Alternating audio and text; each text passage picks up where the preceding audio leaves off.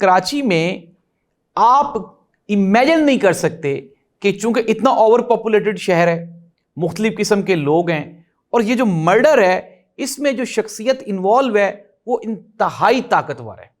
One thing is very much clear. پھر number 2، اسی بندے نے مجھے بتایا، اس نے کہا کہ آپ مالک مکان کی طرف کیوں نہیں جا رہے ہیں؟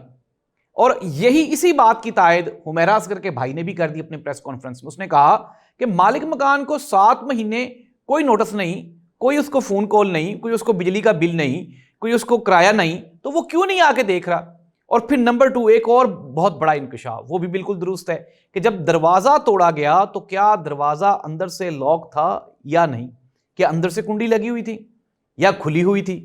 ناظرین، میں آپ کو بتاتا ہوں کہ جو عینی شاہدین ہیں، جو چیپا کا وہاں پہ وہ بندہ جس نے سب سے پہلے وہاں پہ پہنچ کے لاش کو جو ہے آرگنز اکٹھے کیے، وہ یہ بتا رہا تھا کہ دروازہ آلریڈی کھلا ہوا تھا.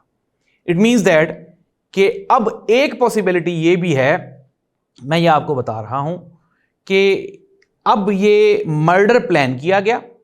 مرڈر پلان کرنے کے بعد پھر جب یہ مرڈر ہو گیا تو اس کے بعد بھی ایک پلاننگ کی گئی، اور وہ پلاننگ یہ تھی کہ ایز مچ ایز پاسبل جتنا ڈیلے ہو سکے اس کو کروا لیا جائے.